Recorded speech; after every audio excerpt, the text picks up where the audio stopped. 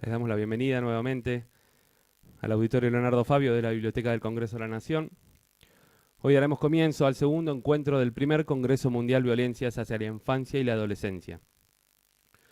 Para la primera mesa, que se llamará Trata de explotación de niñas, niños y adolescentes.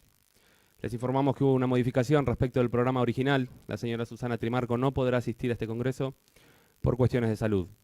Sus investigaciones igualmente ayudaron a liberar otras mujeres privadas de su libertad y obligadas a prostituirse, y en la actualidad continúa la búsqueda de su hija Marita Verón. Por su labor, ha recibido más de una veintena de premios y distinciones, fundadora y presidenta de la Fundación María de los Ángeles por la lucha contra la trata de personas. Por más que no esté, les pido un muy fuerte aplauso para ella.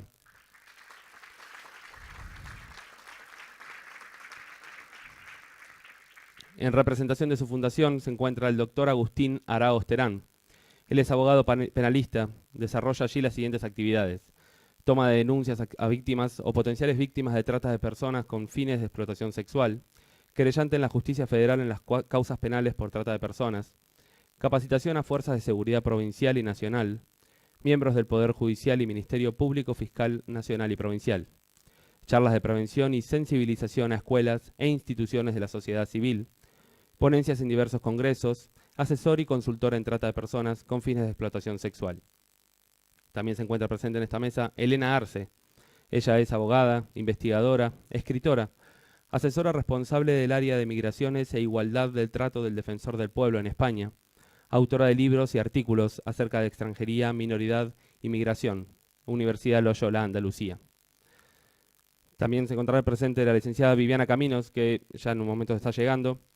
Ella es de reconocida labor en la lucha por lograr la restitución de los derechos vulnerados a las víctimas de la trata, licenciada en Ciencias Políticas y Servicio Social, presidenta de la red Alto al Tráfico y la Trata. Iba a estar presente también la doctora Mabel Bianco, pero hace unos momentos nos informó que por una emergencia familiar no va a poder asistir. Ella es presidenta y fundadora de la Fundación para el Estudio e Investigación de la Mujer. La moderadora de esta mesa será Noor Jiménez Abraham. Ella es doctora en Ciencias de la Comunicación Social, periodista con enfoque de género y derecho de niños, niñas y adolescentes, prensa y comunicación de la red Alto al Tráfico y la Trata Argentina. Le cedemos la palabra a ella para comenzar con esta mesa.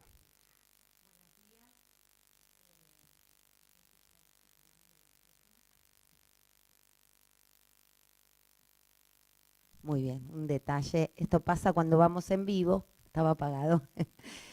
Bueno, muchas gracias por su presencia aquí. Un gran esfuerzo de la organización, de Aralma, de Sonia, de todo el equipo, a quienes vi trabajando desde hace mucho para lograr esto, ¿no? Que hablemos, que analicemos, que reconsideremos nuestras posturas y qué es lo que hacemos y qué más podemos hacer en cuanto a las vulnerabilidades a niños, niñas y adolescentes. Y con respecto a este tema, el de la trata de personas, en estos momentos en que en el país se vuelve a reconsiderar el tema del reglamentarismo, pese a que nuestro país es abolicionista, o sea que no considera que la prostitución sea un trabajo, una y otra vez tenemos demandas y disputas desde determinados sectores de que la prostitución sea considerada dentro del marco de un trabajo, por lo que se reglamentaría, ¿no? Por eso ese sistema se llama reglamentarismo. Y también yo, representando aquí a los medios de comunicación, desde la labor que hemos hecho de la Red PAR, Periodistas de Argentina en Red por una Comunicación No Sexista, haciendo un manual para nuestros colegas que muchas veces suelen revictimizar a las personas que están en esta situación. En el caso de niños, niñas y adolescentes, cuando por ejemplo se titula Una niña que se prostituía, cuando en realidad esos niños y niñas son abusadas, entonces no hablamos de prostitución infantil, sino de abuso sexual infantil. Son palabras que lo que hacen es no concientizar justamente, y lo que tenemos que hacer desde nuestro lugar de comunicadores es mostrar dónde está el delito y que se encubre una situación de vulnerabilidad que no es una elección, mucho menos cuando se es un niño, una niña y un adolescente. Y mucho más aquí que vamos a hablar también de migraciones, cuando en esos casos las personas son migrantes, porque van sumando vulneraciones al hecho de ser niño o niña, que ayer también lo comentábamos en las mesas, la poca posibilidad de decidir sobre sus vidas, porque siempre se los está tutelando desde el Estado, de las instituciones, las familias, y también desde sus vulnerabilidades, con el poco acceso a derechos y a garantías.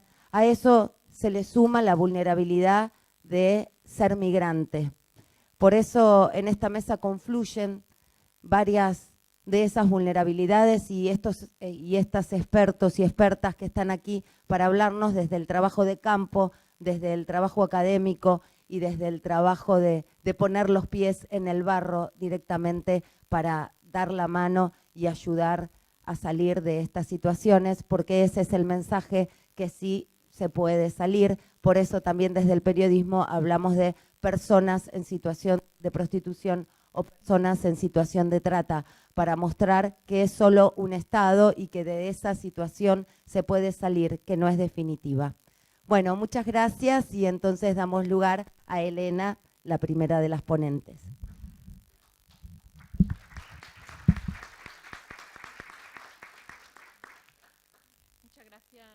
Muchas gracias, Nur, por la presentación. Gracias a la organización por haberme dado la oportunidad de venir a Argentina por primera vez. Decían que no se escucha. He preparado una presentación, perdón, si lo consigo, con la idea de intentar hacer, yo soy jurista, entonces se va a notar quizá un poco que saben que a los juristas nos acusan de utilizar un lenguaje incomprensible muchas veces, y como veo que aquí el auditorio pues son fundamentalmente no juristas, voy a intentar hacer una primera parte de definiciones utilizando un trabajo que hicimos en el Defensor del Pueblo en el año 2012, en el que utilizando quejas de la sociedad civil desde el Defensor del Pueblo, estoy intentando que esté en pantalla completa y no lo consigo, pero no lo veo. Aquí, perdón. Tienen... Perdón.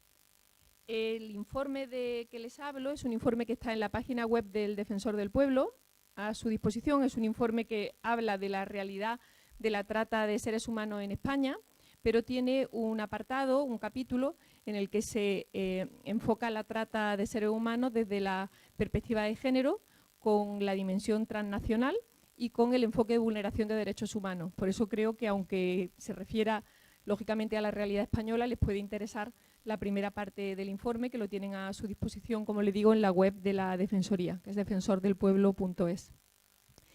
Para la elaboración de este informe se utilizaron, como les digo, quejas concretas que venían fundamentalmente de organizaciones de la sociedad civil española y también actuaciones de oficio que el defensor inició a raíz fundamentalmente de noticias de prensa.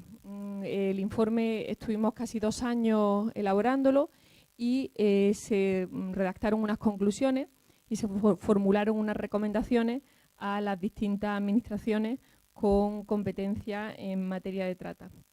Desde entonces, desde que ese informe se publicó, se hace un seguimiento para comprobar qué grado de cumplimiento de las recomendaciones efectúa cada una de las administraciones.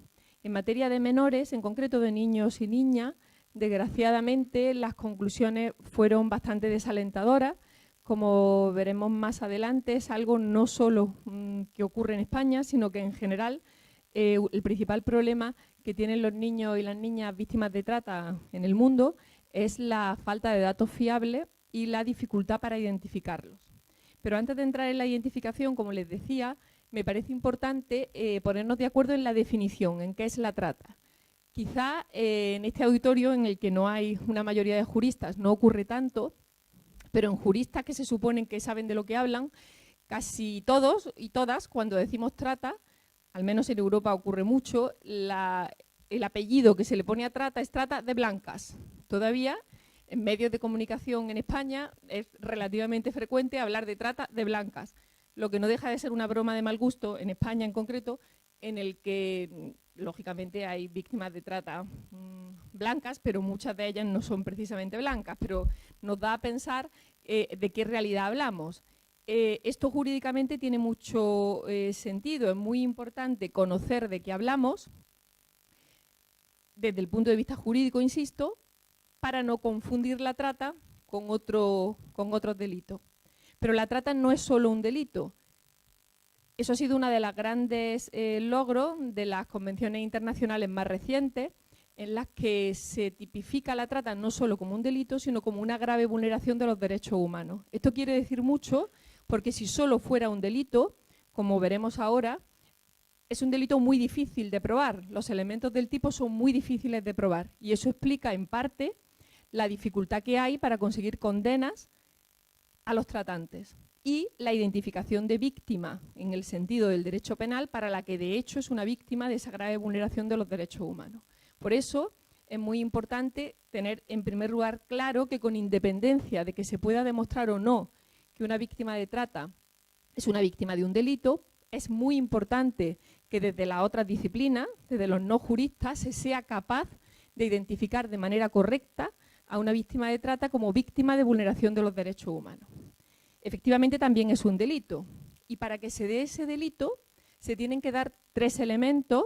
Siento en esta parte ser técnica y procuraré no ser muy aburrida, pero me parece muy importante para comprender que, precisamente por lo difícil que es demostrar estas 3 cosas que vamos a ver, es muy difícil proteger de manera efectiva a las víctimas.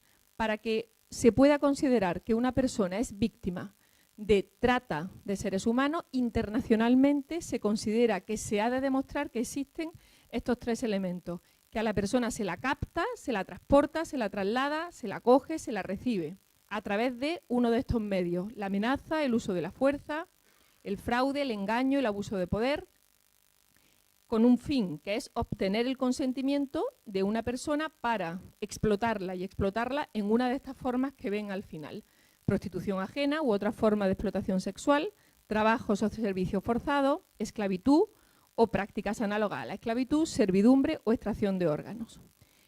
No hay que ser jurista para darse cuenta lo difícil que es situarse delante de un juez, utilizando las categorías del derecho penal, en el que se ha de presumir la inocencia del presunto delincuente, y poner la etiqueta de la víctima en esta persona. Normalmente es relativamente fácil demostrar que la persona está siendo explotada, pero no es tan fácil, al contrario, es muy difícil demostrar que a esa persona se la ha captado, se la ha transportado. Todo eso es muy difícil. Cuando hablamos de adultos, de adultas, porque la inmensa mayoría de las víctimas de trata detectadas en el mundo son niñas y mujeres con fines de explotación sexual, lo que no quiere decir para nada, y ese es otro flaco favor que hacemos a las víctimas de trata cuando identificamos la trata solo con fines de explotación sexual. Efectivamente es una forma de trata, pero hay zonas en el mundo donde el trabajo forzado es muy invisible, pero numéricamente hay estudios que indican que puede ser superior a la explotación sexual en muchas zonas del mundo, pero no sale a la luz, y eso da lugar a que no se proteja a ese tipo de víctimas, que también pueden ser en su mayoría mujeres y niñas, aunque eso, no, como les digo, no está demostrado. Si es tan difícil demostrar estos 3 elementos y seguimos empeñados en tratar a las víctimas de trata solo como víctimas de un delito, nos encontramos con los resultados que tenemos. En Europa se calcula que se identifica a una de cada 20 víctimas de explotación sexual. Una de cada 20.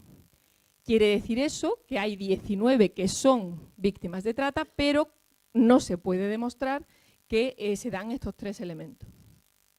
En el caso de la trata, esto en Europa ocurre mucho, porque Europa es la región del mundo donde hay un número mayor de víctimas de trata procedentes de otros países. En Europa, la inmensa mayoría de las víctimas de trata detectadas son personas que no son europeas, que no son miembros de la Unión Europea, dentro de los países de la Unión. Las personas que se detectan vienen de otras regiones del mundo. ¿Eso qué ocurre? Que como todo lo que tiene que ver con las leyes de inmigración, si me permiten la expresión, la extranjería, la inmigración lo contamina todo. se acaba viendo a la víctima de trata como una migrante en situación irregular, como una persona migrante en situación irregular que intenta utilizar la condición de víctima de trata para escapar de la expulsión. Por eso es fundamental distinguir la trata de personas del tráfico ilícito de inmigrantes.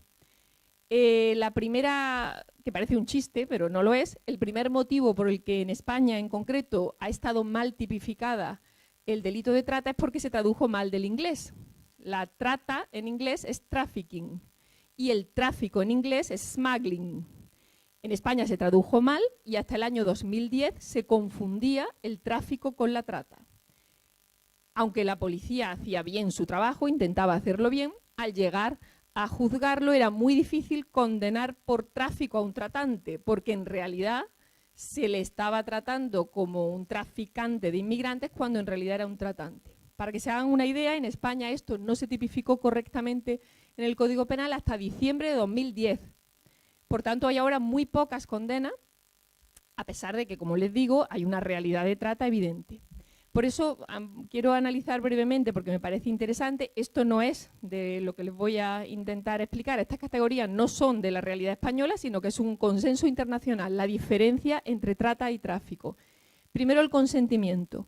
En el caso del tráfico ilícito de inmigrantes, que evidentemente se realiza en condiciones peligrosas o degradantes, los migrantes, si se puede decir esto, consienten de alguna manera este tráfico. El migrante sabe que estar escondido en los bajos de un camión o utilizar un pasaporte que no es el suyo, sabe que eso no se debe hacer. Conoce que lo que está haciendo, entre todas las comillas, no es legal, pero lo hace, paga y lo hace porque piensa que va a conseguir su objetivo, y su objetivo es trasladarse a otro país en el que piensa que va a tener una vida mejor.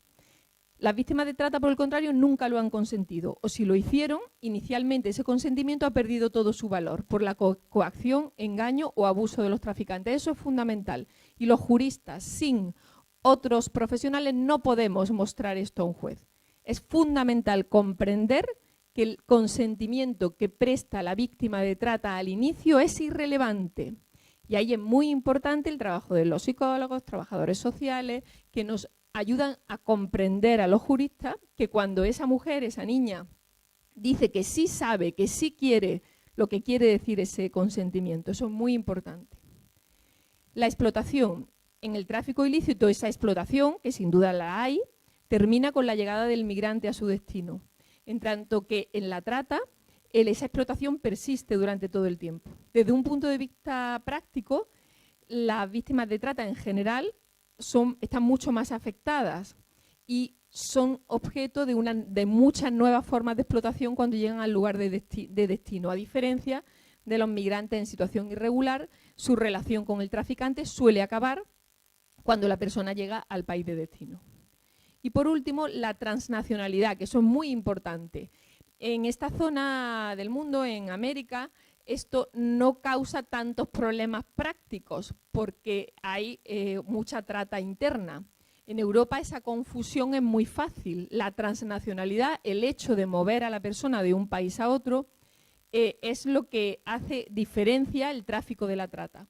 Aunque les insisto, en Europa se mezcla porque la mayoría de la trata se utiliza pasando países. La policía en Europa suele no comprender bien la trata interna. Puede ocurrir que una chica, que de hecho en España ocurre, ha sido trasladada de Madrid a Burgos. Ese es el traslado. No hace falta que la hayan trasladado de España a otro país.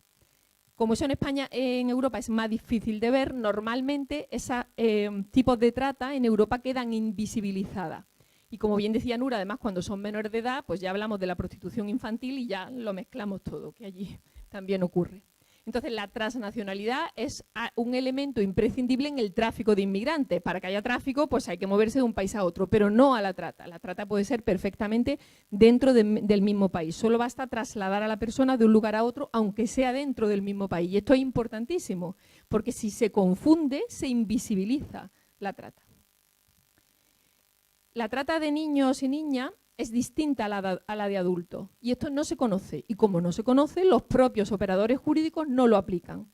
Primero, y a eso contribuyen lógicamente los medios de comunicación, la sociedad en general, el consentimiento. ¿Pero ella sabía lo que venía? Esa es la pregunta que en España con la que tenemos que discutir con los policías todo el tiempo. Pero tú sabías a lo que venía y en función de la respuesta vas a entrar o no por el carril de víctima de trata o por el carril, en el caso español, de inmigrante en situación irregular.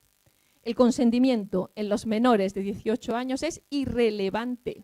Da igual que quiera o no quiera. Si tiene menos de 18 años, solo hay que demostrar que existe ese acto, el traslado, la venta o la recepción, realizadas con ese propósito. Someterlo a la explotación. El medio da igual. Puede ser su madre quien lo haga. El medio da igual. Lo importante es demostrar ese acto. Como esto no se conoce y no hay un enfoque de infancia, se acaba mirando con las gafas de adultos a los menores víctimas de trata, a los niños y niñas víctimas de trata. Se me escapa muchas veces menor porque jurídicamente en España se utiliza el término menor en vez de niños y niñas. Y sé que eso no gusta en otras disciplinas, pido perdón, pero se me escapa muchas veces. Niños o niñas, que desde el punto de vista jurídico en España es menor de 18 años. Entonces, si eres un niño o una niña, no hay que demostrar ningún medio. Esto es importantísimo. Importantísimo en teoría. En la práctica en España hablamos de que en 2016 se detectaron 13 víctimas de trata menores de 18 años. 13. Luego quiere decir que teóricamente todos lo tendremos muy claro, pero que los operadores jurídicos no lo tienen claro, porque de hecho no las detectan. Hay una guía de buenas prácticas de UNICEF que yo les recomiendo vivamente que la lean, y además pude ver ayer, que no lo sabía, que esa guía la tienen además en función del país. He visto que hay una para Argentina. En función del país está hecha con categorías nacionales, utilizando leyes nacionales, y he visto que hay una guía de buenas prácticas para identificación de niños y niñas víctimas de trata adaptada a Argentina. No sé si es reciente o no, pero me parece de interés. Con carácter general, esa guía que UNICEF lanzó a nivel mundial hace unos años, al hablar de niños y niñas víctimas de trata, habla de estos tres pasos que me parecen muy importantes: la identificación, la recuperación y la integración. Yo como jurista les voy a hablar de las carencias en la identificación, que es de lo que conozco algo, no pensando en que sea lo más importante. Lo más importante es la recuperación y la integración, pero para poder recuperar a una víctima, a una niña o un niño víctima de trata y poder integrarlo, hay que identificarlo. Y como no se les identifica, no se puede continuar en los dos pasos siguientes. ¿Por qué no se identifica a los niños y niñas víctimas de trata? Hay muchas causas. Yo he intentado sacar las genéricas, las que creo que pueden servir para la realidad no solo española, sino también la de acá. En primer lugar, porque la víctima se siente dependiente y obligada por los traficantes. Por ejemplo, por deudas, pero en el caso de los niños y las niñas va mucho más allá, es una dependencia afectiva. Además de que les deben dinero, mucho dinero, y eso les da mucho miedo. Además, y eso en el caso de las niñas se ve muy bien, se pasa de una relación de abuso o de control a la de protección. Y eso es muy, insisto, muy difícil de identificar cuando esto se deja solo en manos de los juristas y de los policías. Es muy difícil que si en ese proceso de identificación al inicio no hay personal preparado, es muy difícil que un abogado o un policía esté preparado para comprender que la niña que llora desesperada porque la acabas de separar de su tratante, que a lo mejor es su madre, pues como jurista, cuando ves eso es muy difícil de comprender que cuando te está diciendo a toda costa quiero irme con ella, se quiere ir con quien la explota.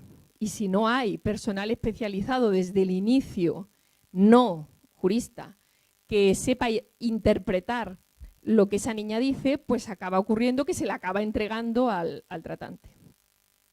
Además, y esto es a nivel mundial, en Europa me voy a centrar sobre todo para terminar en los procedimientos de determinación de la edad, pero a nivel mundial faltan medidas de identificación proactiva. En primer lugar, sigue sin ser una realidad el registro de los nacimientos. Sigue habiendo muchísimos niños y niñas en el mundo que no son registrados al nacer. Y eso, que en principio puede parecer algo neutro y que no tiene que ver, tiene muchísima repercusión para permitir, facilitar la trata de niños y niñas. No existen. Ese derecho a la identidad del que se hablaba ayer desde otros puntos de vista también aquí tiene mucho que ver. Si no existen, va a ser muy difícil encontrarlos, registrarlos.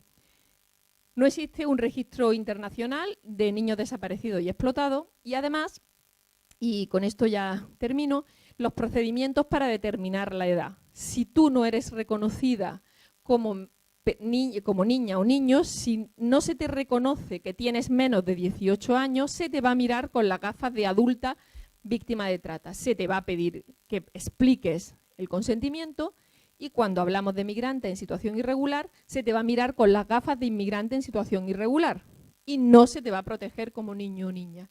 Y ahí, en los procedimientos de determinación de la edad, hay un problema a nivel mundial, pero en Europa es la clave.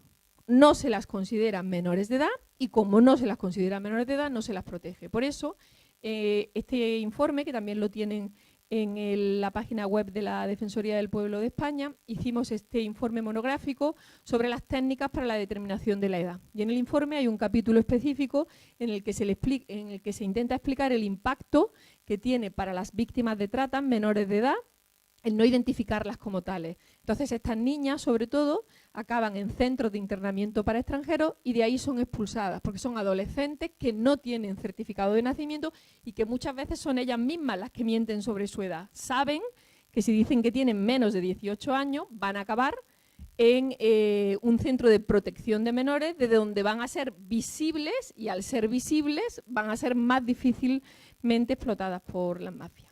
Creo que he cumplido el tiempo. Sí, muchas gracias.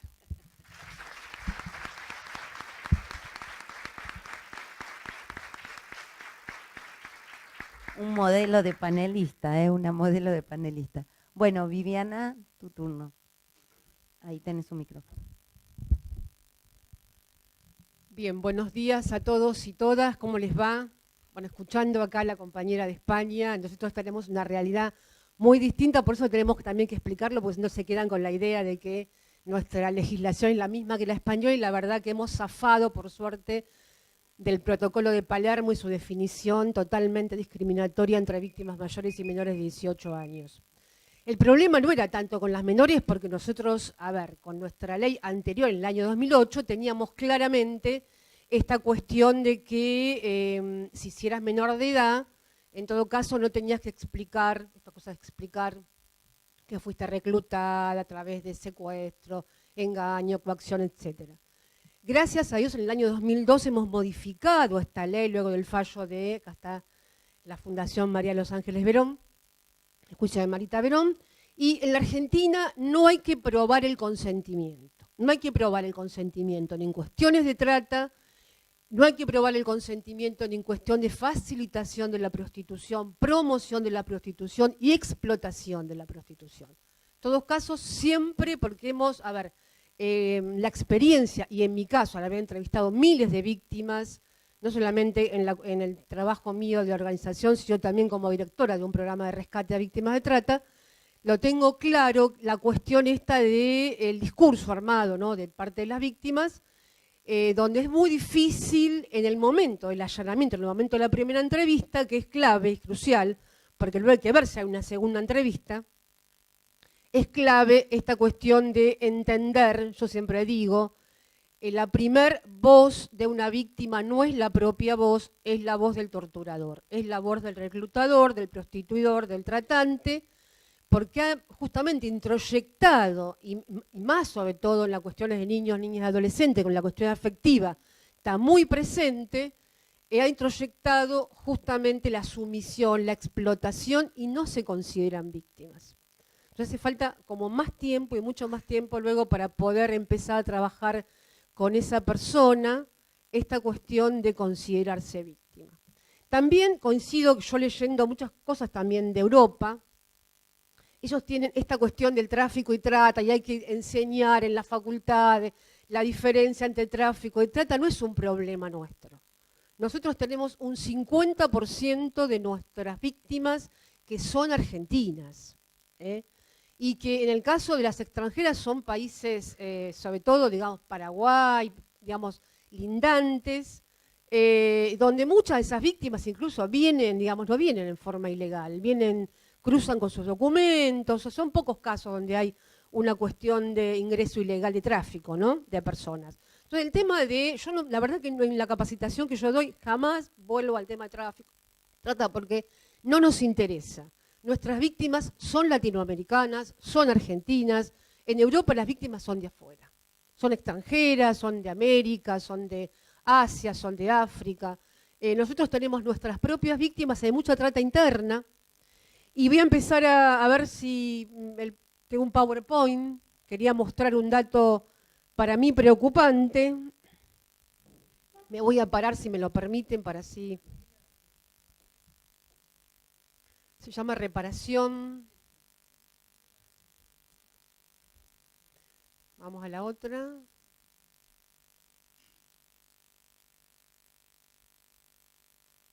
No, antes. Eso. Estos son datos del año 2008 hasta la actualidad. Entonces, fíjense, eso chiquitito que está ahí son la cantidad de personas víctimas, niños, niñas y adolescentes rescatadas. Rescatadas, decimos, ¿no? 9%, o sea, alrededor de 105 víctimas desde hace casi 10 años. La cantidad más o menos que dice. A ver, ¿qué significa esto? Primero, preocupante, porque una de las cuestiones claras acá es que en la Argentina no se está investigando la trata en sí. La trata, como bien lo explicó acá recién, es el ofrecimiento, el reclutamiento, el traslado, la recepción, la acogida o alojamiento de una persona con la intención de explotarla. Esta explotación sexual, ¿no? En el caso de los niños, yo me niego a hablar de prostitución, sigo hablando de explotación sexual infantil, con sus formas que tienen que ver con el turismo sexual infantil, el uso de niños y niñas y adolescentes en la pornografía, por ejemplo, ¿no? En el tema laboral, nosotros tenemos hace poco tiempo, en Argentina tiene una ley que prohíbe, que condena penalmente el trabajo infantil. Y en el caso de la explotación laboral de niños, niñas y adolescentes, tenemos, acá lo vemos en las ciudades, la cuestión de la mendicidad, que es una forma también, ¿no?, de explotación laboral, la reducción a la servidumbre. Era muy común hace mucho tiempo, y sigue siéndolo todavía, que las familias de clase media o acomodadas se traían una chiquita de Misiones, de otra provincia, supuestamente para hacerlas estudiar, mejorar su calidad de vida. La cuestión es que esa niña o adolescente terminaba en condiciones prácticamente de reducción a la servidumbre. Yo he entrevistado a algunas chicas, no argentinas, pero sí bolivianas, que por ejemplo las traían a la Argentina por esta cuestión cultural que tenemos con Bolivia, ¿no? En Bolivia, sobre todo, las comunidades de pueblos originarios tienen este concepto cultural de la reciprocidad. Así me lo explicó una cónsul, ¿no? La reciprocidad, o sea, yo necesito algo de una compañera, amiga, vecina, ¿no?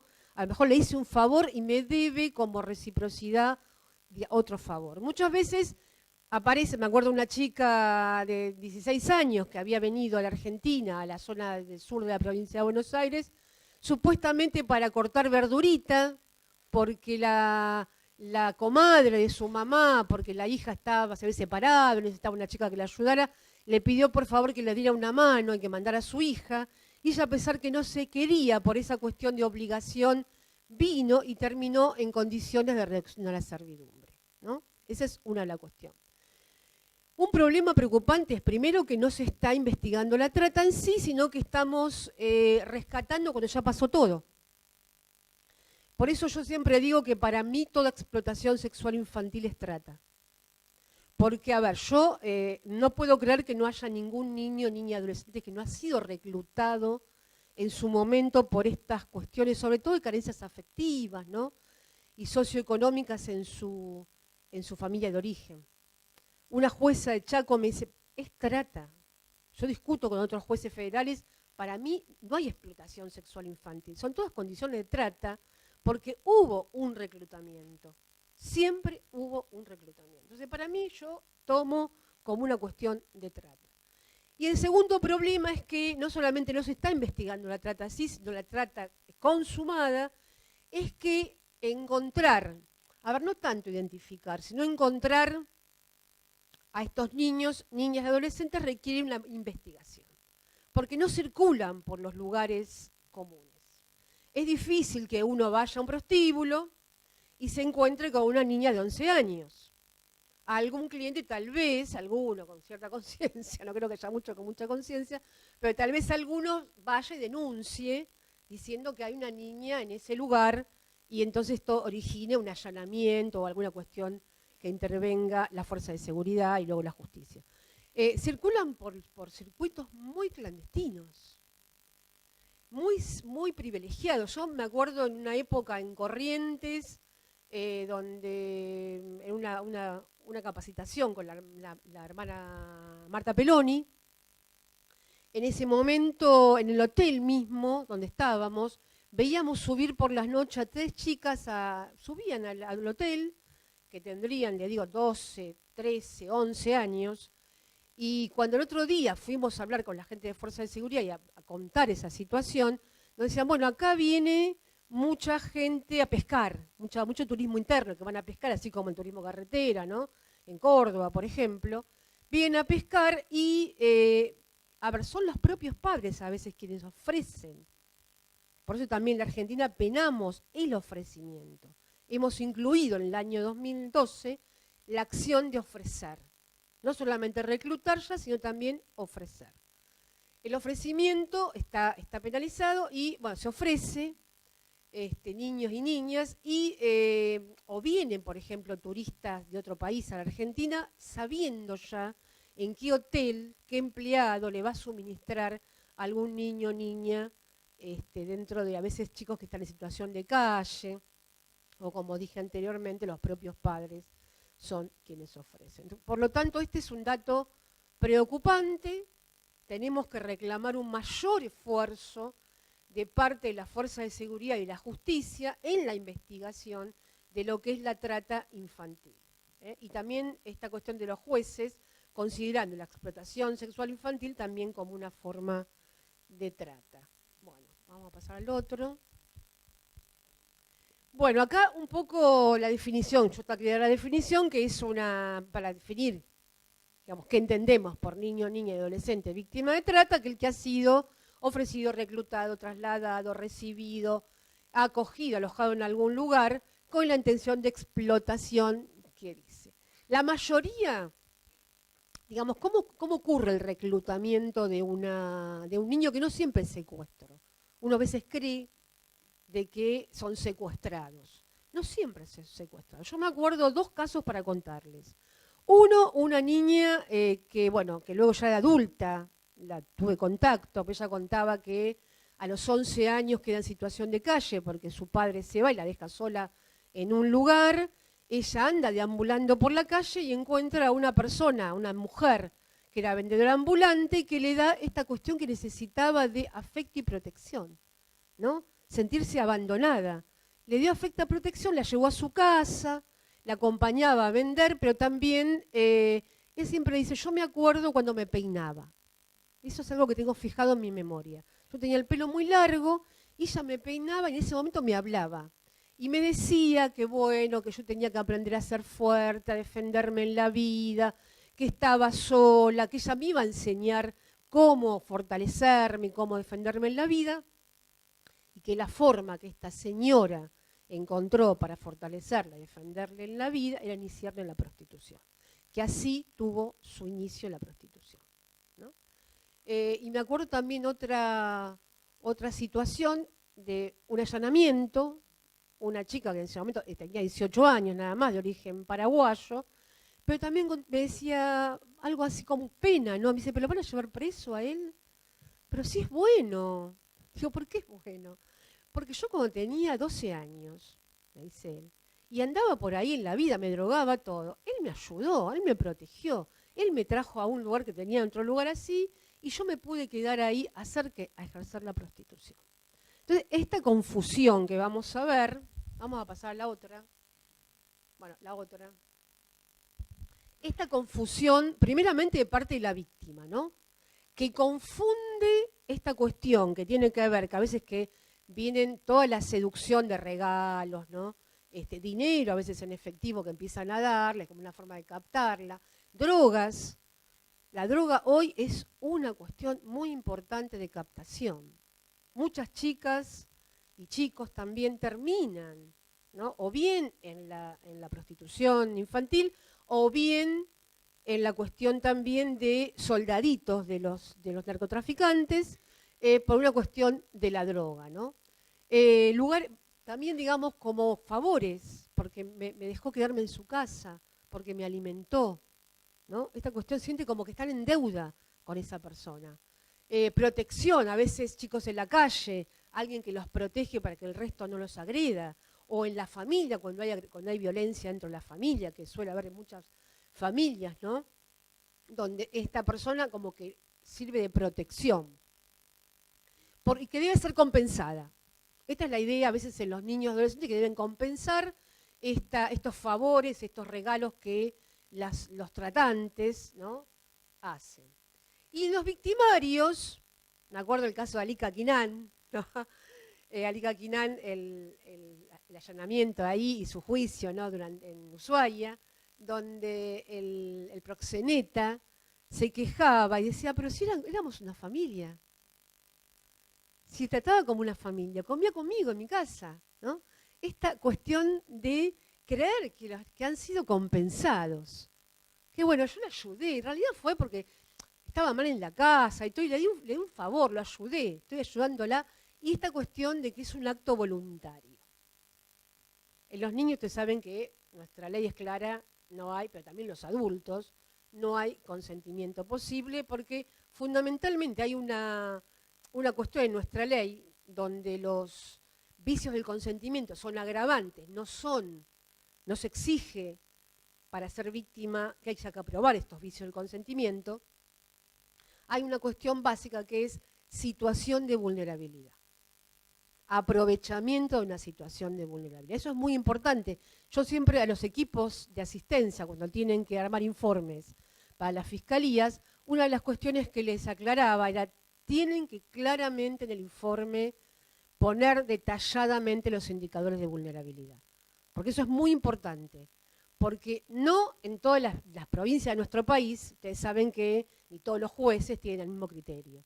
Entonces, a pesar de toda nuestra ley, a veces suceden cosas donde hace falta esta cuestión de identificar claramente la situación de vulnerabilidad.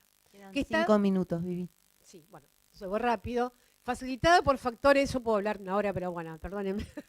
Factores sociales, culturales, familiares como precariedad en desempleo, bajo nivel de escolaridad, problemas. Vamos a pasar a otra cosa porque si no... Bueno, yo quiero hablar del daño, de la reparación del daño, ¿no? El daño es el lesionar a una persona, en este caso un niño o niña adolescente, de manera patrimonial, puede ser física, psicológicamente, todo. Entonces, una de las cuestiones fundamentales una vez que rescatamos a una persona es la reparación del daño. Es la cuestión de restitución de derechos. Y en esto el Estado tiene la obligación. Nuestra ley ha transformado los derechos de las víctimas en garantías mínimas. Garantías mínimas significa que nadie, ningún gobierno local, provincial, nacional, puede negarse a prestar asistencia, menos cuando se trata de un niño o niña adolescente, a pesar que ocurre lo siguiente: no tenemos refugios especializados para personas menores de edad. Esto es una realidad. No tenemos operadores en hogares que estén capacitados.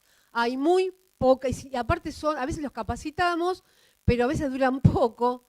Entonces han sido capacitados, vienen otros que no están capacitados, y la verdad que, digamos, quienes trabajan en hogares, seguramente acá hay gente que trabaja en hogares, habrán tenido casos de personas que han sido víctimas de explotación sexual, todo esto, donde a veces se escapan, suelen escaparse para volver a ejercer la prostitución, ¿no? Vamos a pasar rápido, así ya termino. Bueno, daños, rápidamente, pérdida de la identidad. Muchas veces a adultos y también a niños, niñas, pierden el nombre, no se les llama más. Si era Rosa, se llama Luisa o Cuchita, no sé, o algún nombre, o sea, pierden quiénes son. Y eso es muy importante, el tema de perder el nombre, ¿no? Es algo muy importante la construcción esta de la subjetividad. La pérdida de su mundo afectivo y geográfico, porque son alejadas en muchos casos, sobre todo víctimas que vienen de las provincias, de otros países, alejadas de su familia, de sus amigos, de su terruño. Pérdida de libertad, obviamente, la baja autoestima, se creen merecedoras muchas veces de lo que les pasó, ¿no? Se sienten muy culpables, por eso a veces le cuesta que lograr que ellos colaboren en las entrevistas, porque tienen mucha vergüenza, mienten a veces, pero la mentira tiene que ver con que mienten partes porque sienten que en realidad de alguna manera colaboraron, ¿no? Sentimientos de abandono, culpa y vergüenza, como dije anteriormente, violencia física, sufren violencia física muchos de estos chicos, sexual obviamente, psicológica, acá no voy a tener tiempo, pero puedo hablar del trauma, ¿no? De la división del yo, del síndrome de Estocolmo, la identificación con el victimario, síndrome de indefensión adquirida, que es esta cuestión, ¿no? Donde en algún momento sentimos que nada de lo que hagamos vamos a poder, digamos, cambiar la realidad. Después un montón de pérdidas a futuro de su posibilidad de educarse, de trabajar, de formar una familia, digamos. Sobre todo en los niños y adolescentes hay una lesión tremenda a su proyecto de vida. Y la estigmatización porque, bueno, cuando vuelven a sus comunidades, no siempre las comunidades ni la familia, en muchos casos, logra entender qué pasó con esa persona. Un minuto. Bueno, como mecanismo de defensa, algunos mecanismos de defensa, fuerte disociación de sus vivencias, como dije anteriormente, conductas auto-boicoteadoras, habrán visto en los hogares un intento de uno de poder y que vuelven para atrás constantemente, dificultad para establecer relaciones de intimidad, compartir sentimientos, porque hay un temor permanente justamente a la pérdida de afecto, al abandono, permanentemente eso es lo que les ocurre. Una relación de dependencia excesiva respecto a al proxeneta y los tratantes. Esto es importante, la cuestión de identificación con el victimario, la voz del victimario en la psiquis de esa víctima. Luego seguramente habrán visto como mecanismo de sobrevivencia esta conducta manipuladora, seductora, porque justamente ha tenido que aprender a conseguir el cliente, así le enseñaron. O sea, permanentemente está esta cuestión que la vemos, sobre todo con niñas que están en hogares. Rápido yo trato de ver. Bueno, mecanismo de escape evasivos, consumo de drogas, de alcohol, socialización callejera, embarazo adolescente, abortos, enfermedad de transmisión sexual. Y luego esto que es muy lindo, porque todos los funcionarios cuando tienen que hablar, hablan de, porque nosotros vamos a trabajar en pos de la construcción de un nuevo proyecto de vida. Esto implica recursos, implica políticas públicas. Realmente en la Argentina todavía estamos fuertemente en deuda con esto. La provincia de Buenos Aires cerró el año pasado el único refugio que teníamos para víctimas de trata, no de, ya digamos, niños, niñas, sino víctimas de trata. Y los niños tienen derecho, como cualquier ser humano, a la reparación de ese vínculo. Hoy en la Argentina tenemos el Consejo Federal de Lucha contra la Trata, que está integrado también por 3 ONG, una de las cuales es la nuestra, donde se supone, lo que pasa es que va pasando el tiempo, esto no ocurre nunca, van a crear un plan nacional con recursos. Si no hay recursos, no tenemos políticas públicas que tengan que ver, no el subsidio de empleo, que son 300 pesos, ¿no? Y donde es muy difícil poder ingresar, porque me ha pasado a mí haber ingresado a una persona y pasaron 6 meses y todavía ni siquiera habían citado a esa persona, sino otro tipo de política que tiene que ver con la vivienda, la construcción de refugios, sobre todo para niños, niñas y adolescentes, la cuestión del trabajo, todo en adultos, ¿no es cierto? Y una cuestión interesante es que este Consejo Federal ahora va a administrar lo que se llaman digamos, lo incautado, la incautación de todo aquello que sea producto del decomiso durante un allanamiento. Ahora bien, voy a plantear esto también como una preocupación que estamos elevando al Consejo Federal. Hace muy poco tiempo, y nos enteramos solamente por un canal de televisión, se robaron 5 millones de pesos producto del decomiso de un allanamiento en Mar del Plata, que estaba en un contenedor en Ezeiza y que nadie se cuidó de proteger, pensando que ese dinero va justamente a la asistencia de personas víctimas de trata. Entonces, en la actualidad estamos pidiendo al Consejo Federal que explique cómo ocurrió esta situación y que reponga ese dinero, porque la verdad que lo robaron por falta de seguridad por parte de aquellos que debían cuidar, ¿no?, ese contenido. Ya termino, no me retes. Pasamos el tiempo. Proceso de reparación, vamos a ver, ya termino. No, hablo rápido. El proceso de reparación tiene que ver con, por ejemplo, restitución de derechos vulnerados, identificación de las áreas psicológicas dañadas por la experiencia de trata, el fortalecimiento de la autoestima, que está dañada, siempre, no en estos casos, la prevención de la revictimización, sobre todo el Estado que revictimiza mucho, ¿no?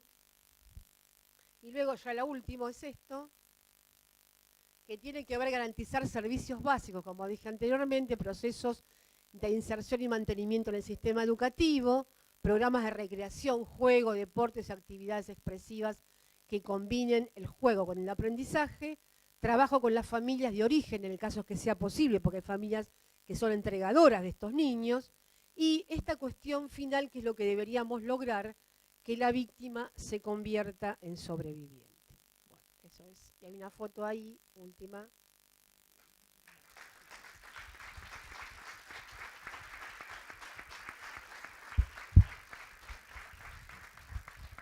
Bueno, Agustín. Hola, buenos días. Primero que nada, bueno, gracias Sonia por la invitación, por organizar este espacio. Muy bueno, la verdad. Bueno, contarle, bueno, que Susana Trimarco no pudo estar acá por cuestiones de salud y de trabajo, pero que manda su saludo a todos, a vos Sonia también. Y bueno, yo lo que voy a hacer un poco es hablar del trabajo de la Fundación María de los Ángeles, cómo tratamos de brindar desde el primer momento asistencia a la víctima. Viviana explicó muy bien los desafíos que es al momento de abordar a una víctima y de contenerla, de acompañarla en todo este proceso, que no termina con el allanamiento, sino que el día después es el más difícil. Puedo contarles también de lo que es el grooming, que en la Fundación detectamos que del grooming hemos recibido varias denuncias de padres donde sus hijos, bueno, se han visto engañados a través de internet, y en donde vemos de la Fundación de que eso muchas veces termina en situaciones de pornografía infantil, abuso sexual, trata o homicidio, ¿no? Entonces, antes vamos a pasar un video, si está para video institucional.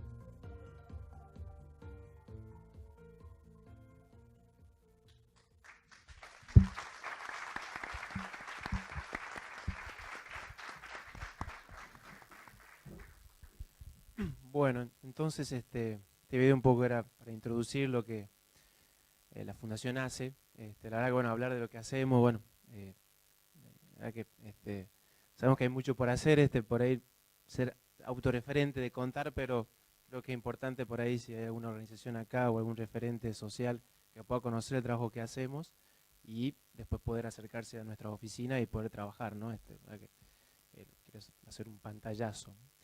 La fundación nace en el año 2007, la crea la señora Susana Trimarco, mamá de María Los Ángeles, más conocida como Marita Verón.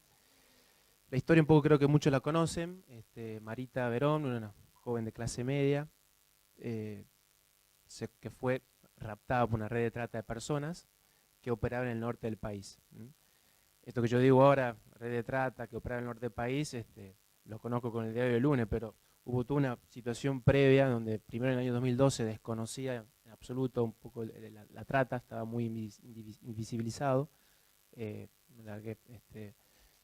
Prácticamente a pesar de que teníamos leyes y convenciones y tratados y la Constitución así lo decía respecto al delito de trata, había un desconocimiento total por parte de la fuerza y por parte de la sociedad y del Estado. Entonces Susana, bueno, como ciudadana, como media, desconocía también que su hija podría haber sido raptada por una red de trata, pensaba que se trataba de un secuestro extorsivo, veníamos de la crisis del 2001, y la verdad que bueno, era lo que lamentablemente en Tucumán sucedía mucho.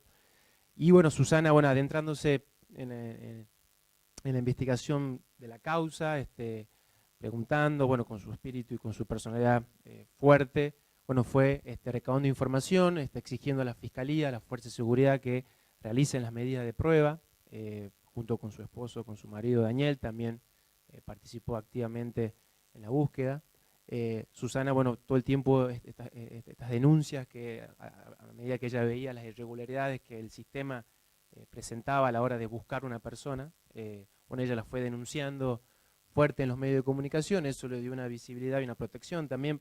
Susana, bueno, está fuertemente amenazada en esa época por el clan Ale, un clan mafioso tucumano que operaba desde de la década del 80, que hoy está siendo juzgado por lavado de dinero en Tucumán, pero que en ese momento tenía un poder muy fuerte en el territorio, ¿no? Ellos manejaban la remisería 5 estrellas, manejaban un club popular de Tucumán de fútbol, una organización que estaba enquistada y donde claramente había una connivencia de la política de ese momento y de los funcionarios, ¿no? Claramente. Entonces, bueno, contra todo eso, Susana un poco, bueno, sufrió muchas amenazas, el hecho, bueno, de ella ser visible, su caso era también para buscar protección, ¿no?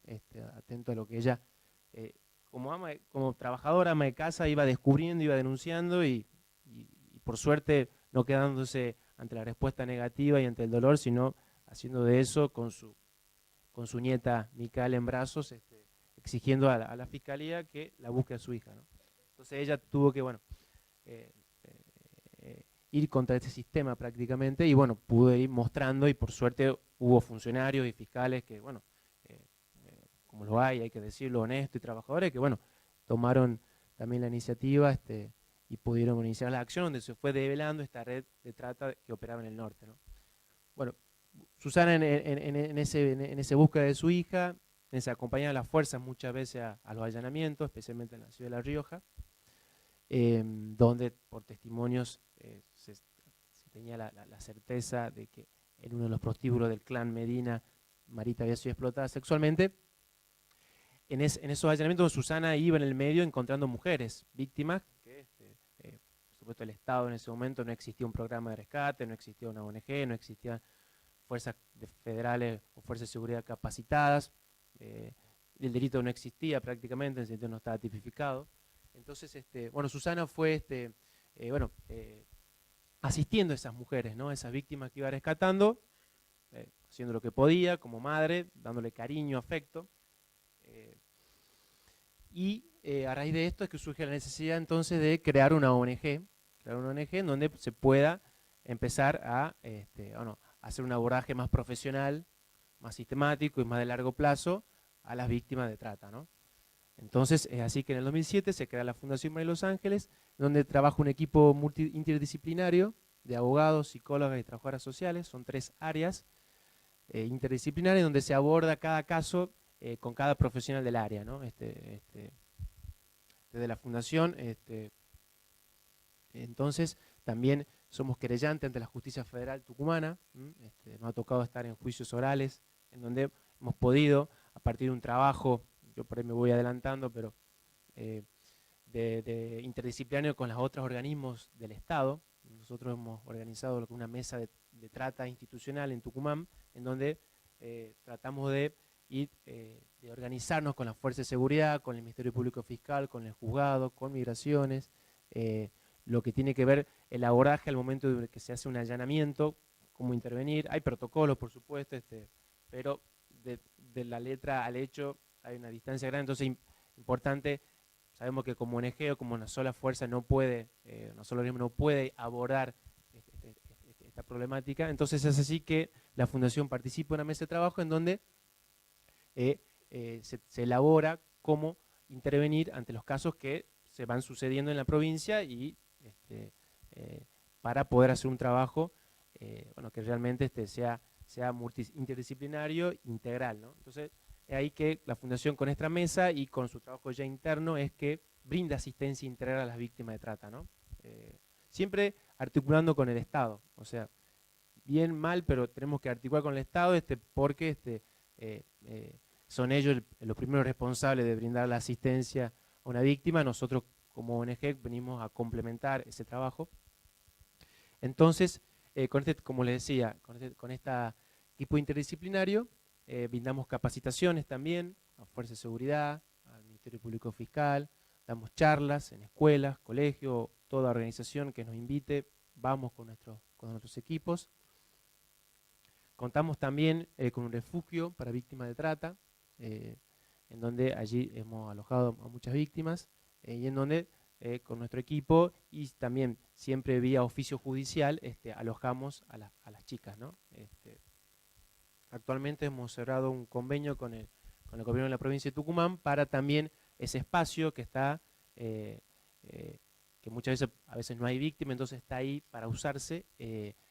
Hoy en día víctimas de violencia de género podrán ser también contenidas y alojadas en este refugio, ¿no? Para también acompañar al Estado y atento al déficit que hay en el país de refugios.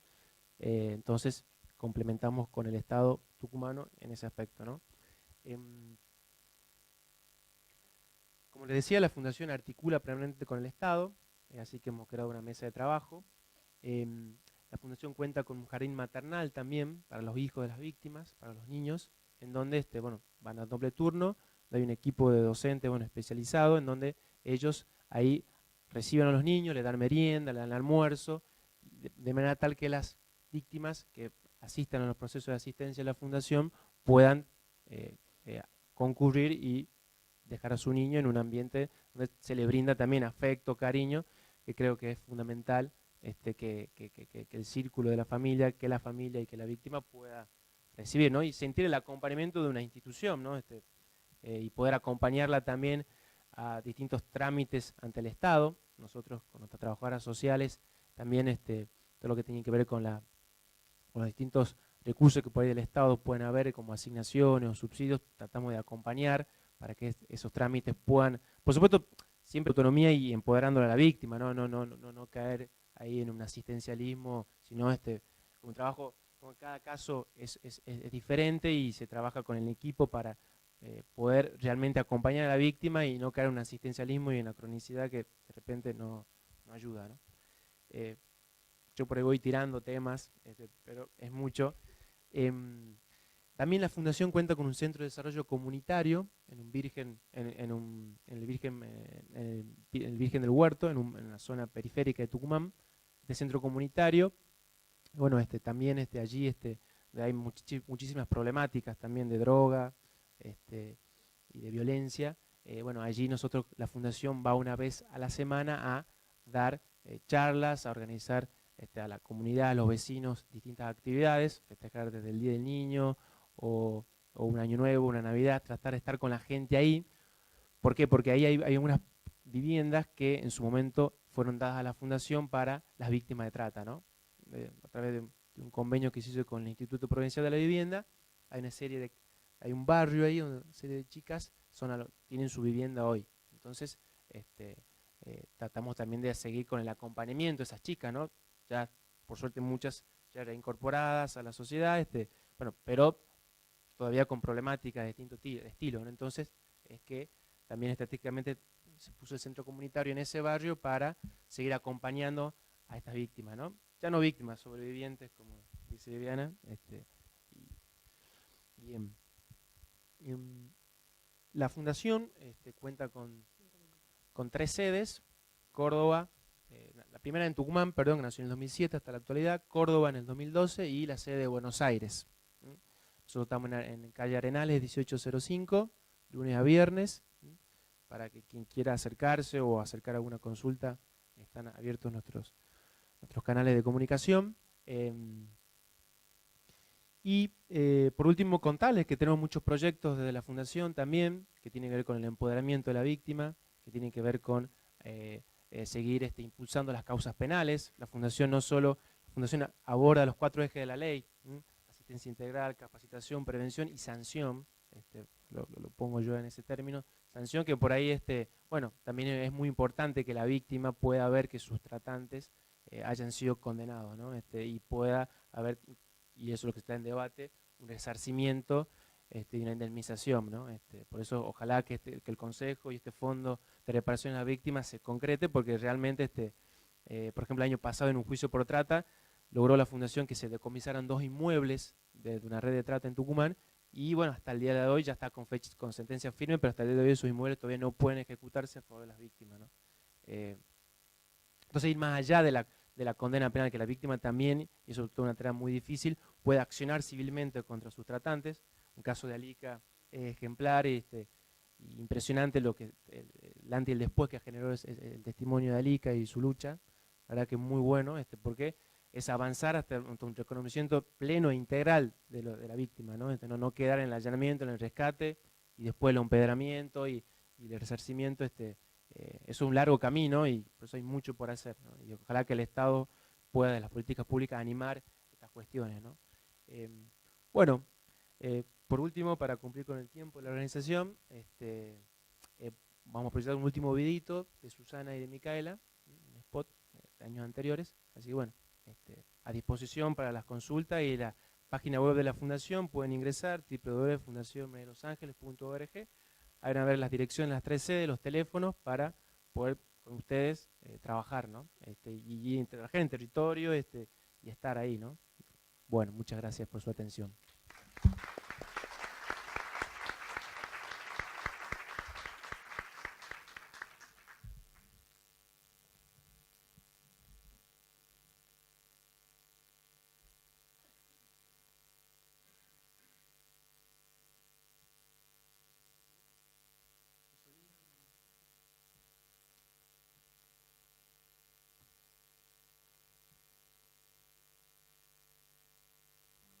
La última vez que estuve con ella fue hace 11 años. Hay muchas chicas como yo que hoy quisieran estar con sus mamás. Y hay muchas mamás que quisieran estar con sus hijos, pero no pueden. Todavía seguimos esperando que se haga justicia. Decirle no a la trata de personas. Denunciar. Tu llamado va a ser completamente anónimo.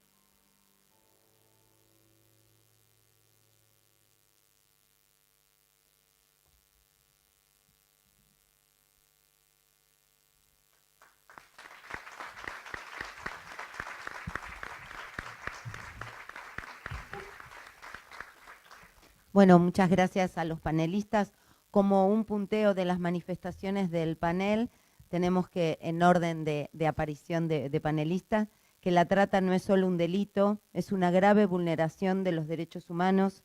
Hay zonas en el mundo donde la trata forzada es invisible en relación al trabajo forzado, y eso da lugar a que no se protejan a esas personas vulneradas, y sigue habiendo muchos niños y niñas en el mundo sin ser registrados, y al no ser registrados, si no existen, va a ser muy difícil encontrarlos.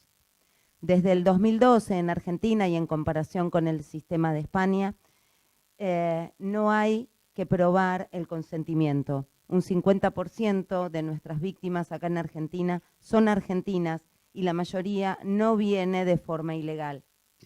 Encontrar a estos niños, niñas y adolescentes requiere de una investigación. La droga hoy es una cuestión muy importante de captación. Y por último, nuestro panelista que agregó con respecto al tema que la recuperación no termina con el allanamiento, el día después es más difícil. Del hecho, digamos, de la letra al hecho hay una distancia grande. Tenemos que articular con el Estado, porque es el primer responsable de dar asistencia a una víctima, empoderar a la víctima especialmente y no caer en el asistencialismo que no ayuda.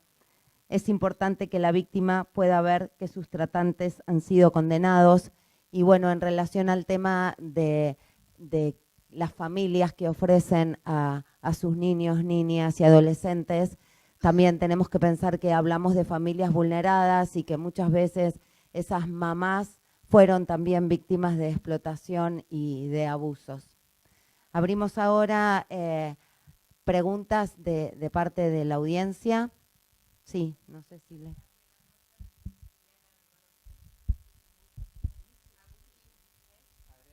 Adriana, hola, ¿cómo les va? Sí, está desde ayer queriendo preguntar. Viviana, ¿cómo estás? Hemos avanzado desde el día que te conocí un montón en Chubut. Estamos peor con algunas situaciones. Yo quiero agradecer especialmente a Sonia porque fue un malabarismo venir y me anotó. Con Agustín, vía mail desde hace años con la fundación. No la conozco, te acabo de conocer, pero yo les cuento. Yo soy pediatra. Empecé a ver esta situación en mi trabajo hace muchísimos años. Y les voy a decir que en mi transitar he pasado por todas las emociones, pero yo les digo que el cuerpo de los chicos es el negocio más rentable del mundo. La droga se vende una vez, el cuerpo se vende miles. Es un negocio caro, ¿sí? Un chico vale y está tarifado, se pide como una pizza a domicilio. Chubut es zona roja de turismo sexual infantil. Se los cataloga a los chicos y lo más caro son los varones, cuanto más chicos mejor. Es un horror porque yo en esto de querer visibilizar, la gente esto no lo quiere escuchar. Y yo no sé qué nombre ponerle, porque cuando digo una madre explotó el cuerpo de su hijo, comercializó, lo trató, lo prostituyó, todo el mundo dice, ¿y esta madre? Y yo digo, ¿y el cliente?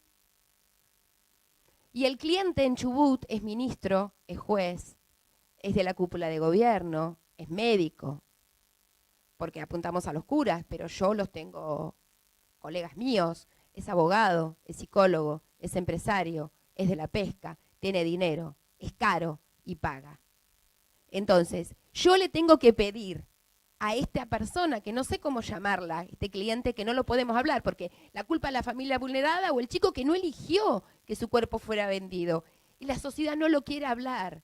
Pero pasa algo con la sexualidad, con esa persona que paga sistemáticamente por el cuerpo de un nene de 3 años. ¿Qué es esa persona? Yo les puedo contar que Chubut tiene una cúpula que decide qué causa se archiva o funcionarios que lo hacen. Yo he sido amedrentada, golpeada, de todo lo que se imaginen, Viviana lo sabe. Me han hecho reuniones con violadores, yo soy pediatra, estoy separada porque obviamente todo esto de ponerle voz conlleva todo un proceso mental que te vuela la cabeza, ¿sí? Yo aprendí a que no le pregunto al que me viene a preguntar a mí qué le hicieron, porque es un detalle morbo que no me deja dormir. Porque una vez que uno escucha el relato de un chico, no duerme más. Y los maestros en Chubut tienen la cabeza volada, porque ven el chico en el aula, porque acá te voy a decir algo, hay una parte que la sociedad no sabe, que cuanto más cuidado es el chico, más caro es. Y estos chicos están escolarizados, y están vacunados, y van a la escuela, y van a la secundaria.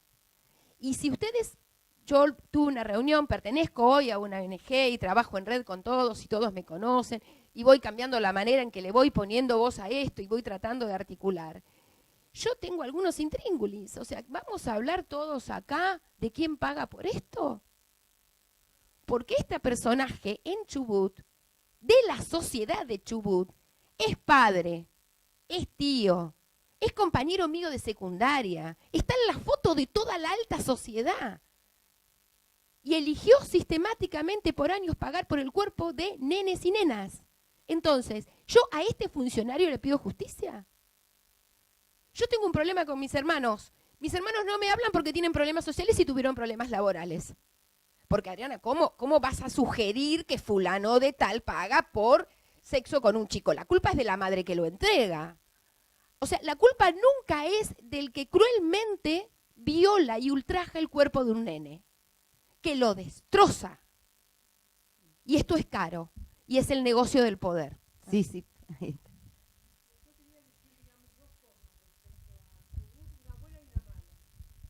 La buena es que, bueno, gracias a que a partir del año 2012 que empezamos a transitar Chubut, la verdad que se avanzó bastante, por lo menos en la sociedad civil, de que esta cuestión no esté tan naturalizada, que la gente empiece a denunciar, que las radios, los medios de comunicación empiecen a hablar del tema, que haya algunas cuestiones de, por ejemplo, entre el EU, una comisión, no sé, de investigación del tema de la trata, y haber logrado hace unos años que nuestro vicepresidente haya sido nombrado director de lucha contra la trata en la provincia de Chubut. Del ¿Cuál es la vicepresidente de mala? la RAT. ¿Cuál es la mala de la RAT? ¿Cuál es la mala? Que lamentablemente, luego de un caso resonante donde un secretario de Derechos Humanos de Chubut, y hay muchos, bueno, de Derechos Humanos de Chubut, sí, yo estaba enterada porque hasta hace un tiempo la jueza me estaba contando el tema. Bueno, que a partir de esa cuestión, creo que resonó, hoy ya no tenemos una dirección de lucha contra la trata, porque hace poco perdió jerarquía en realidad, y se manda como una cuestión dentro de la dirección de género de otro ministerio. Con lo cual, bueno, lamentablemente, todavía no estamos saliendo en realidad a romper todo ahí en Chubut, porque todavía está el compañero ahí trabajando en la provincia, y la verdad por no perjudicarlo lo menos posible, pero te da ganas de romper todo porque decís, bueno, firmaron un compromiso con nosotros el año pasado, a principio del año pasado, el Derechos Humanos de Chubut, de justamente jerarquizar la cuestión y trabajar en ese tema. Lamentablemente esto pasa no solamente en Chubut, digamos Chubut hoy está trabajando un poco más, la Patagonia.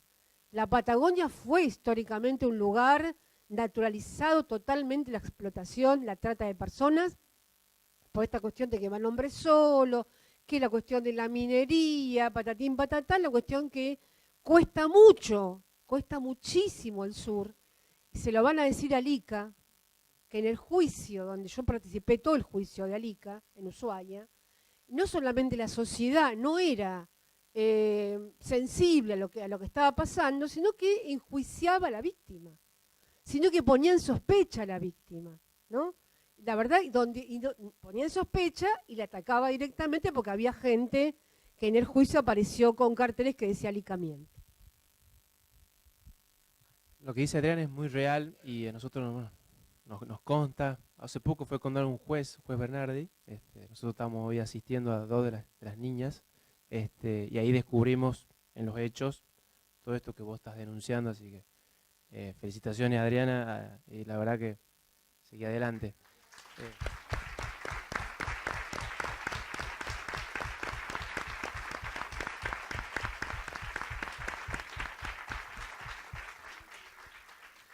Sí.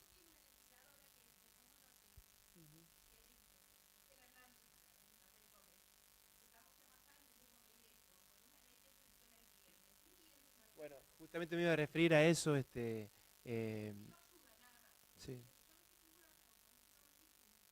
Sí, no, esto vos ponías el foco en esto y qué hacemos con los clientes, ¿no? Con mal llamado cliente, porque el prostituyente cómplice del delito. Nosotros vemos con preocupación desde la ONG también los grandes, o sea, está bueno que se debata, pero hay muchos movimientos por ahí, feministas, que plantean esto de reglamentar la prostitución, ¿no? Creemos que va a ser un gran retroceso. Y partimos también, hacemos un análisis comparativo con otras experiencias en el mundo en donde se ha reglamentado esta actividad.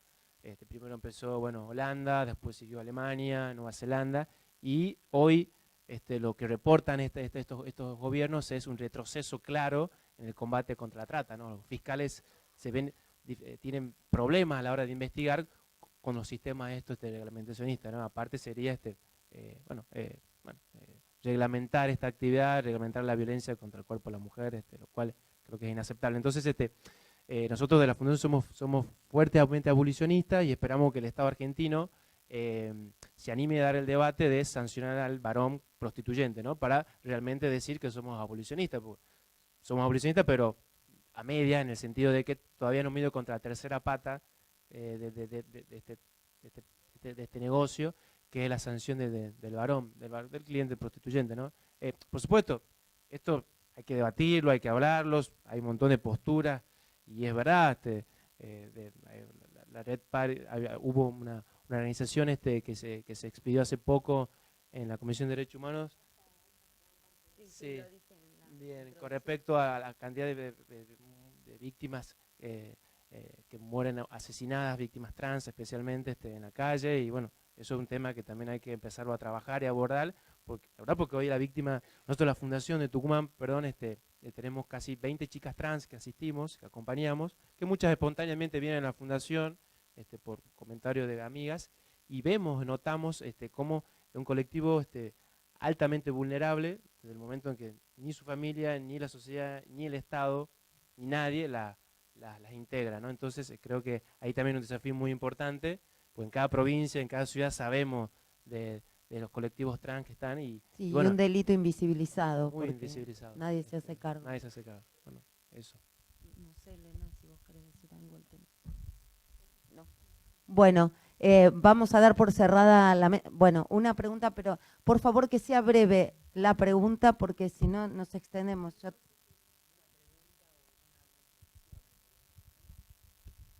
Bueno, no sé si es una pregunta o una reflexión, porque pensando en todo lo que dijo ayer Rosansky, la cantidad de mujeres que estamos en todo esto, y esa, qué sé yo, esa conexión que hay con el abuso sexual infantil y la trata, sabiendo que en este país nos ponen como el narcotráfico como el gran problema del país, y sabemos que es la pederastia, luego lo sigue la trata y luego el narcotráfico, siempre caemos en el mismo lugar, escuchando a esta señora, que es la justicia, ¿no es cierto?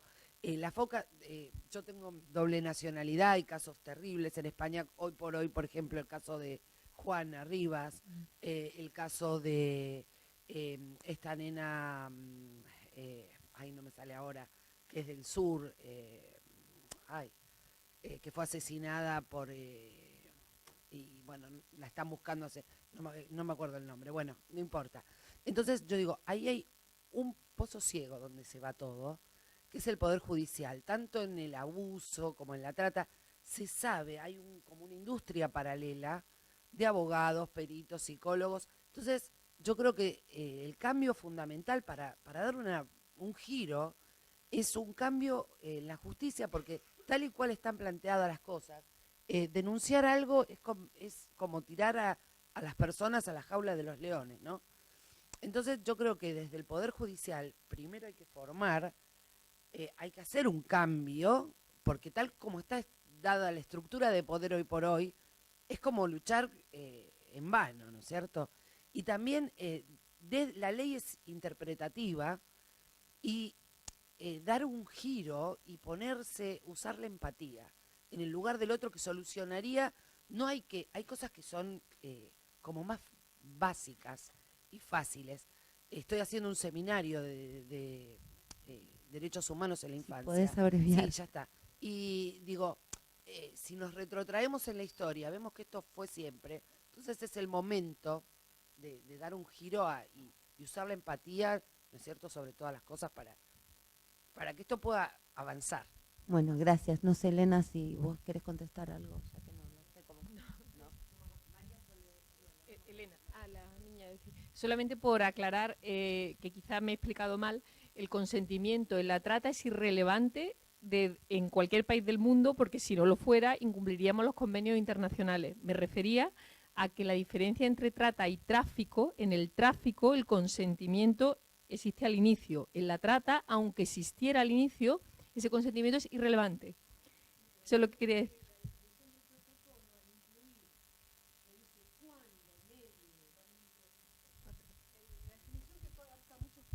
es que que trata es cuando, el cuando es condición, medie abuso de vulnerabilidad, coacción, coerción, todo esto. Esto, al pasarse al tipo penal, hace que la justicia pida, esto pasó en el caso de Marita Verón, pida que la víctima, porque la verdad termina siendo la víctima que debe probar, en todo caso, que hubo coacción, coerción, etc. Nuestra ley eliminó los medios del consentimiento de la definición, los puso como agravantes. Entonces, la trata en la Argentina es ofrecimiento, reclutamiento, traslado, recepción, acogida de una persona con fines de explotación, aún con el consentimiento de esa persona. Y luego aparecen los agravantes. Esto es muy importante en el tema de justicia. Y otra cosa que para cerrar así es esta cuestión de la justicia y la capacitación. Yo todo el tiempo tengo que ir a dar testimoniales porque, bueno, ha existido un montón de allanamientos, me van citando, y hace poco en una, no voy a decir que Fiscalía Federal, dando mi testimonio acerca de un caso grave de trata laboral, el secretario que iba tomando nota va a hablar con el fiscal, vuelve y me dice, ¿me puedes explicar qué es esto del reclutamiento? Yo digo, Dios mío, sí, esta es la justicia federal, que aparte había caratulado un caso de trata como una cuestión de migratorio, digamos, incumplimiento del tema migratorio, no era de trata. Bueno, esto hace falta también capacitar a quienes quien debe impartir justicia. Y otra cosa, rápido, nosotros tenemos un correo, una página web, que les invito a que puedan verla, donde ahí tenemos lugares también para denunciar, hay un indicador de cómo denunciar, tenemos talleres que pueden pedirlos gratuitamente, colegios, y hay un curso que estamos empezando dentro de poco tiempo que es sobre intervención psicosocial para la asistencia directa con víctimas de trata, donde van a venir mucha gente de las provincias que trabajan actualmente en equipos de rescate, pero que no están capacitados esta cuestión de la intervención. Y bueno, muchas otras cosas más. Rápidamente, www.ratargentina con doble T, o sea, www.rtt.argentina, .com.ar. Bueno, entonces, No, .com nada más, no .com. cerrando este panel que da para hablar mucho el tema, obviamente no acaba acá, esto es una síntesis y más que nada lo que nos tenemos que llevar justamente con este cierre es que sin clientes no hay trata, no debe ser solo un eslogan, sino que tenemos que criar a nuestros niños y adolescentes pensando justamente que pagar por sexo es discriminar, vulnerar y no considerar los derechos humanos de una mujer, de un niño o de un adolescente. Gracias, buenos días.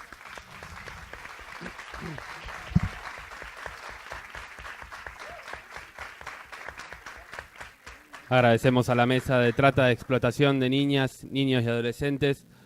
Y les comentamos que en unos momentos comenzará la mesa Violencia intrafamiliar y abuso sexual en la infancia.